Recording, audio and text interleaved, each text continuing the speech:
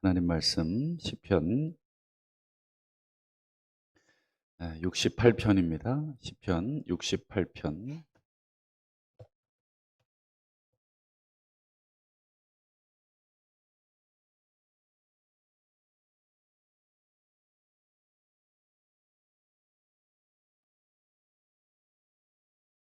1절에서 6절까지만 보겠습니다. 시편 68편 1절에서 6절까지입니다. 한 절씩 교독합니다. 1절 하나님이 일어나시니 원수들은 흩어지며 주를 미워하는 자들은 주 앞에서 도망하리이다. 연기가 불려가듯이 그들을 몰아내소서. 불 앞에서 미리 녹음같이 악인이 하나님 앞에서 망하게 하소서. 의인은 기뻐하여 하나님 앞에서 뛰놀며 기뻐하고 즐거워할지어다. 하나님께 노래하며 그의 이름을 찬양하라. 하늘을 타고 광야를 행하시던 이를 위하여 대로를 수축하라. 그의 이름은 여호와이시니 그의 앞에서 뛰놀지어다. 그의 거룩한 처소에 계신 하나님은 고아의 아버지시며 과부의 재판장이시라. 하나님이 고독한 자들은 가족과 함께 살게 하시며 갇힌 자들은 이끌어내사 형통하게 하시느니라. 오직 거역하는 자들의 거처는 메마른 땅이로다. 아멘. 할렐루야. 오늘도 귀한 기도의 자리에 올라오신 성도님들을 주의 이름으로 축복하고 올려드린 모든 기도마다 하나님께서 응답하시는 축복이 함께 하시기를 기원합니다. 오늘 함께 보신 본문을 중심으로 여호와여 일어나소서, 여호와여 일어나소서라는 제목으로 잠시 은혜를 나누도록 하겠습니다. 시편 68편은 학자들이 이구동성으로 너무 어려운 시다, 너무 어려운 기도다.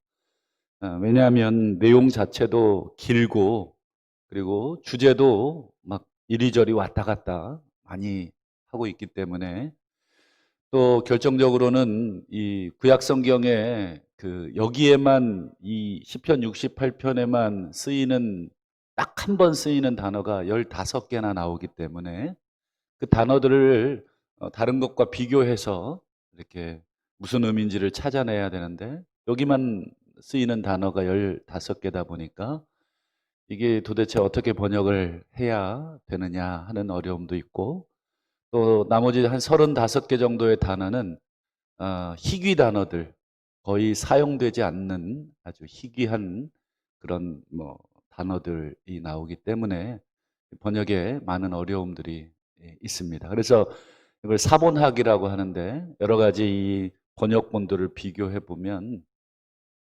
정확하게 딱 이 뜻입니다라고 번역될 수 있는 것들이 많이 없는 그런 어려운 시편 중에 하나입니다. 오늘 그래서 1절에서 일단 6절까지만 한 의미의 단락으로 오늘은 함께 잠시 살피면서 은혜를 나누려고 합니다. 1절을 좀 보시면 하나님이 일어나시니 원수들은 흩어지며 주를 미워하는 자들은 주 앞에서 도망할 것입니다.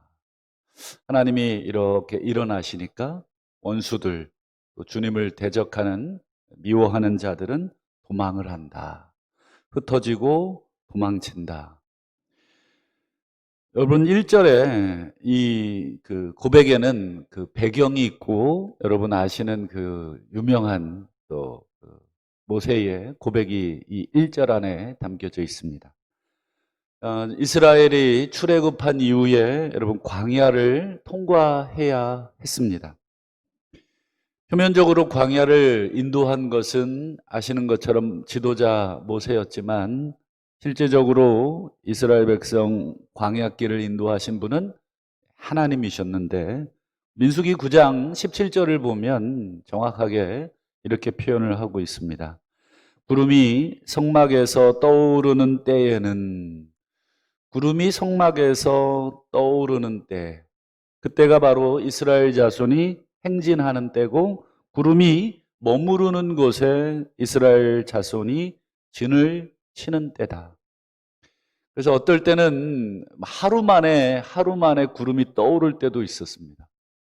여러분, 이스라엘의 학자들마다 편차가 있지만 대략적으로 한 200여 명, 200만 명 정도의 사람들이 여러분 한번 이 텐트 한번 치고 여장을 한번 풀었는데 하루 만에 걷어야 되는 보통 일이 아니죠. 어떨 때는 한 달 정도를 그냥 쭉 머물게 할 때도 있고. 구름이 자기 마음대로입니다. 그러니까 구름이 여러분 뭘 상징하는 거겠습니까? 그렇죠. 하나님의 임재. 구름과 불, 이 두 가지는 하나님의 현현, 하나님이 나타날 때에 함께 수반되는 현상들인데, 구름이 성막을 떠오른다. 성막은 여러분 아시는 것처럼 핵심이 언약궤입니다. 언약궤가 그 안에 있기 때문에 하나님의 언약궤가 움직이면 이스라엘 백성이 움직이고, 언약궤가 머무르면 이스라엘 백성도 하루고 한 달이고 머물러야 했던 그런 것입니다. 그래서 여러분, 모세는 항상 구름이 성막 위를 이렇게 떨 때는 이렇게 기도를 했습니다. 민수기 10장 35절을 한번 보여드리죠.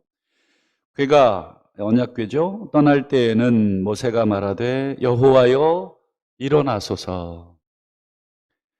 주의 대적들을 흩으시고 주를 미워하는 자가 주 앞에서 도망하게 하소서. 민수기 10장 35절을 이렇게 보시면 오늘 시편 68편 1절과 똑같죠. 시편 1절을 다시 보시면 여호와께서 하나님이 일어나시니 원수들이 흩어지고 주를 미워하는 자들은 주 앞에서 도망을 합니다. 모세가 기도했던 내용이 그대로 시편 68편 1절에서 고백이 되어지고 있습니다. 그럼 광야길에 이스라엘 민족들을 인도하던 지도자였던 모세는 항상 여러분 주변에 대적들로 인해 두려웠습니다. 어떻게 보면 이스라엘 백성은 도간에 든 쥐의 형국입니다. 광야에 딱 갇혀 있는. 그리고 이스라엘 주변에 수많은 대적들이 호시탐탐 이스라엘 민족들을 지켜보고 있고 노리고 있는 상황 아닙니까? 그리고 언제 애굽에 또 군대가 쳐들어올지도 사실은 또 모르는 그런 상황. 여러분, 모세는 늘 지도자로서 여러분 하나님께서 함께 하셨겠지만 모세 개인적으로는 얼마나 마음속에 늘 걱정이 있고 근심이 있었겠습니까? 그래서 여러분, 장인 이드로가 모세를 방문했을 때 모세가 장인에게 했던 말 여러분 기억하실 겁니다. 장인께서 모세를 방문했을 때 나와 함께 해달라고, 당신이 이 광야에 눈이 되어달라고. 이게 얼마나 이 모세가 이 광야길에 200만 명 이상이나 되는 이스라엘 민족을 이끌어 가야 한다는 그 중압감, 이게 보통이 아닌 것이죠. 그런 면에서 여러분, 모세는 장인이 방문했을 때 가지 마시라고, 저랑 함께 가시자고, 이 광야길을 내가 어떻게 가야 할지 당신은 저보다 더 이 광야를 잘 아시니 어디에 우리가 장막을 쳐야 할지, 어디에 우리가 옮겨야 할지. 물론 하나님이 인도하시지만 모세의 그 내면에 있는 두려움과 불안, 이런 것들을 잘 드러내주는 표현입니다. 그래서 모세는 신명기 8장에서 광야의 길을 회고하며 이렇게 설교합니다. 신명기 8장 15절. 그 광대하고 위험한 광야. 그 광대하고 위험한 광야. 불뱀과 전갈이 있고 물이 없는 간조한 땅. 모세는 신명기 8장에서 광야 여정을 다 지난 다음에 이것은 2세대 이스라엘 백성들 모압 땅에서 2세대 이스라엘 백성들에게 했던 설교의 내용입니다. 40년의 광야 여정을 되돌아보니 2번 가라 그러면 못 가겠다. 광대하고 위험한 땅, 불뱀과 전갈이 있었던 곳, 그리고 결정적으로 물이 없는 곳. 여러분, 이런 광야를 40년을 지났다? 여러분, 그 기적 중에 기적입니다.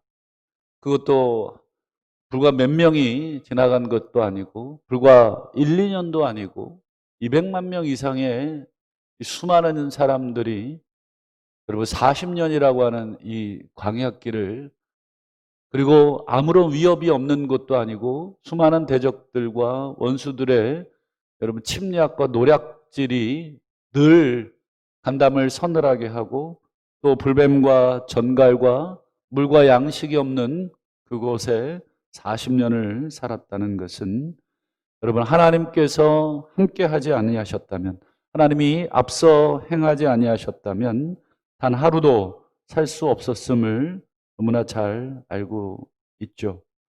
그래서 모세는 늘 여호와여 일어나셔서 주의 대적들을 흩어주시고 주를 미워하는 자들을 도망가게 하여 달라.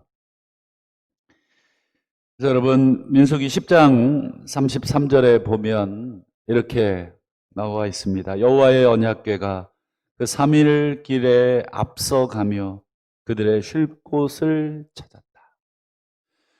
3일 길을 앞서 여호와의 언약궤가, 즉 구름이 저 앞에 보이는 구름을 따라 방향을 정했던 그 여정들을 보게 되죠.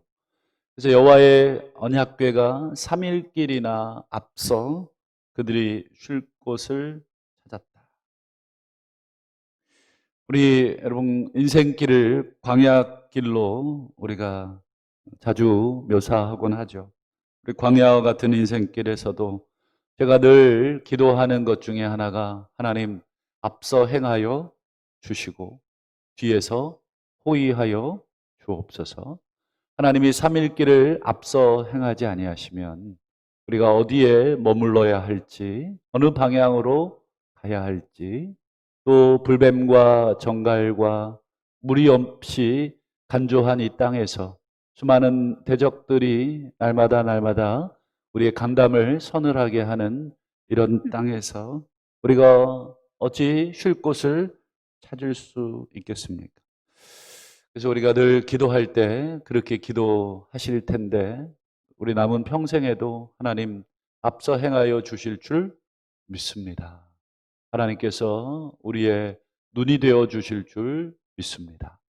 이렇게 기도하실 수 있으시기를 주의 이름으로 축원하고, 이제 다윗은 그런 하나님, 우리를 인도하신 하나님, 일어나셔서 대적을 도망하게, 대적을 흩어버리시는 그 하나님을 찬양합니다. 우리 3절을 보시죠.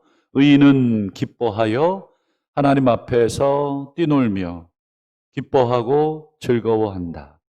여기 보면 기뻐한다, 뛰논다, 기뻐한다, 즐거워한다. 여러분 계속해서 3절에 이 표현이 무엇입니까? 기쁘다, 즐겁다, 기쁘다, 뛰논다. 그리고 4절도 보시면 하나님께 노래하고 그의 이름을 찬양하고 하늘을 타고 광야를 행하시더니, 이게 무슨 손오공 같은 구름을 타고 광야를 이렇게 앞서 행하시는 하나님, 3일 길을 앞서서 우리들이 어느 곳으로 가야 할지를 시각적으로 보여주시는 하나님, 그 하나님을 위하여 대로를 수축하라. 그의 이름은 여호와시니 그 앞에서 뛰놀지라. 이 뛰논다라고 하는 것, 기뻐한다라고 하는 것 전부 다 예배의 언어입니다. 여러분 우리 오직 하나님만, 그리고 하나님을 섬기는 사람만 참된 예배의 기쁨을 누리는 줄 믿습니다. 여러분 우리가 한 주간 우리가 그냥 그렇게 살다가 하나님 앞에 올라온 것처럼 여겨질 때가 좀 많은데 사실은 우리가 깨닫든 깨닫지 못하든 하나님은 우리 한 주간 한 주간 우리보다 앞서 행하셨고 우리 뒤에서 우리를 막으셨던 그것입니다. 그 하나님의 섭리, 우리가 보셨든 보시지 못했든 하나님이 우리를 앞서 행하셨다, 우리를 뒤에서 호위하셨다라고 하는 것을 우리가 깨달은다면 우리가 날마다 또 한 주간 이렇게 예배하는 것이 그냥 예배 드릴 수 없는 기쁨으로 고백하고 힘을 다해 고백하는, 그래서 제 신조는 항상 그랬던 것 같아요. 저 사람보다 내가 조금 더 소리를 내서 찬양하리라. 저 사람보다 내가 조금 더 마음을 다해 예배하리라. 항상 그런 마음으로 하나님 앞에 예배를 했던 것 같습니다. 마지막으로 다윗은 하나님을 이렇게 고백을 합니다. 5절, 그의 거룩한 처소에 계신 하나님은 고아의 아버지, 과부의 재판장. 6절, 하나님이 고독한 자들은 가족과 함께 살게 하시고 갇힌 자들은 이끌어내사 형통하게 하신다. 그러나 거역하는 자들의 거처는 메마른 땅이다. 여기서는 하나님을 어떻게 묘사하냐면 고아의 아버지, 과부의 재판장, 고독한 자들로 가족과 함께 살게 하시는 분, 갇힌 자들을 이끌어내셔서 형통하게 하시는 하나님. 그리고 하나님이 우리를 인도하신다. 고아를 인도하시고 과부를 보호하시고 고독한 자를 위로하시고 갇힌 자들에게 자유를 주시는 하나님. 오늘도 메마르고 간조한 그리고 불뱀과 정갈이 있는 이 위험한 광야길에 앞서가시는 하나님을 우리가 마음껏 그 앞에서 뛰놀시고 그 앞에서 예배하실 수 있기를 축원합니다. 그분은 고아의 그리고 과부의 고독한 자의 갇힌 자의 하나님, 재판장, 위로자, 자유자이십니다. 항상 그분을 높이고 힘써 그분을 즐거워하시고 가장 최고의 경배를, 가장 최고의 고백을 하실 수 있기를 축원합니다. 마지막으로 그 CCM 찬양 가사를 제가 하나 읽어 드릴 텐데 들려주면 제일 좋은데 나중에 집에 가서 오늘 한번 검색을 해서 한번 들어보시면 좋겠습니다. His Will이라는 우리 CCM 가수들이 있는데 광야를 지나며라는 우리 노래를 부른 찬양팀인데요. 제가 한번 일부분만 읽어드리겠습니다. 제목, 광야를 지나며 왜 나를 깊은 어둠 속에 홀로 두시는지, 어두운 밤은 왜 그리 길었는지, 나를 고독하게, 나를 낮아지게, 세상 어디도 기댈 곳이 없게 하셨네. 광야에 서 있네. 주님만 내 도움이 되시고 주님만 내 빛이 되시는, 주님만 내 친구 되시는 광야, 주님 손 놓고는 단 하루도 살 수 없는 곳 광야에 서 있네.